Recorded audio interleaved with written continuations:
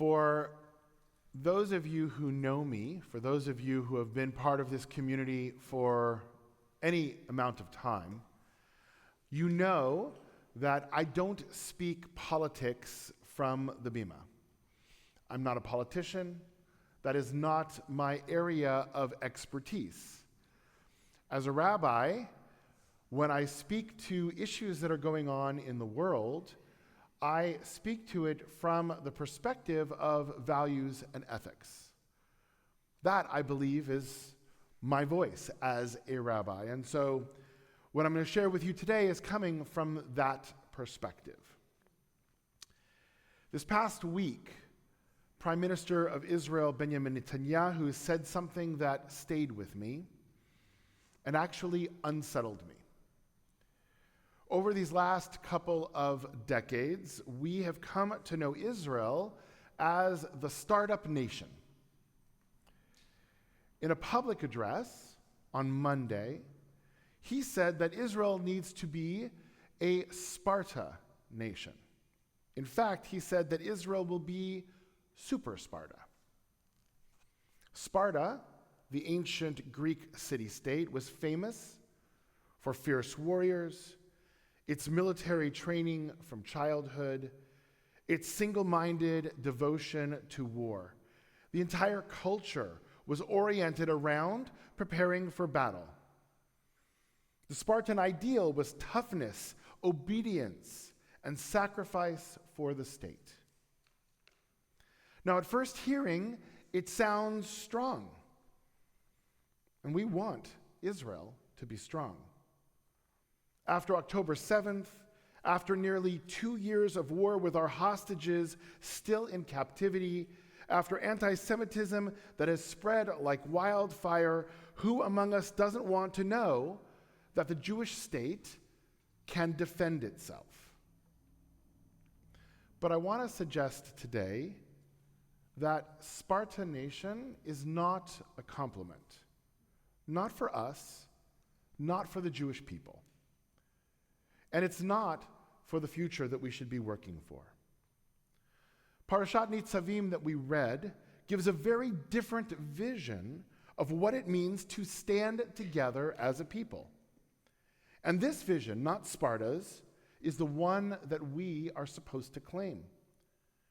The parasha opens with the words, "You stand this day, all of you, before the Lord your God, your tribal heads, your elders, your officials, all the men of Israel, your children, your wives, even the stranger within your camp, to enter the covenant of the Lord your God." This is the opposite of Sparta. The Torah does not only gather warriors or only men in peak fighting shape, it gathers everyone, leaders and laborers, children and strangers. And to what purpose? Not to swear allegiance to a general or to prepare for war. The purpose is to enter a covenant, a moral and spiritual mission. As it says in our Parsha, to establish you this day as God's people and for God to be your God. The Jewish project has always been about creating a holy people, not merely a powerful one. Let's be honest. Sparta's greatness was in its military discipline, but its tragedy was everything that it sacrificed to get there. Sparta raised children for war. Boys were taken from their families at age 7 to be trained in the agoge, a brutal training camp. Sparta silenced dissent. Individual creativity was discouraged. Conformity was the highest value. The most noble thing that one could do for Sparta was to die a good death. And Sparta's greatness was its fear. They feared their enemies, they feared their slaves, they feared their weakness, and so they lived in a permanent state of militarization. But Judaism calls us to something else. Vishinantam livanecha, we teach Torah to our children, not just military tactics. Elu ve'elu, divrei Elohim chayim, these and those are words of the living God. We celebrate diversity of opinion.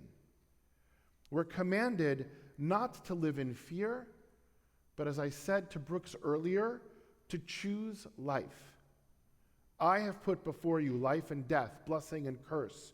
Uvacharta b'chaim, choose life so that you and your children may live. Now don't misunderstand me. The Torah does not call on us to be naive. Israel must have a strong military. The Jewish people have learned painfully what happens when we cannot defend ourselves. But strength must serve life, not become the entire purpose of life. If we turn the state of Israel into Sparta, we risk losing what makes Israel Israel. A Spartan nation might win wars, but it will lose its soul. Nitzavim reminds us that our covenant is not with those just standing there that day, but with all those who are standing and with all those who are not here with us this day. That means us. We are in this covenant. And the covenant is about building a society where justice, compassion, and holiness are central, not perpetual war. If we are to be a Spartan nation, let it be a Sparta of the Spirit, disciplined in mitzvot, rigorous in compassion, fierce in the pursuit of justice. Those last lines of the Parsha echo through the ages. Choose life so that you and your children may live. Judaism is not about a cult of death or glory in battle. It is about life. It is about blessing. It is about the kind of courage that stands for justice even when the world is hostile. And so today I say we are not Sparta. We are Israel, wrestlers with God, seekers of life.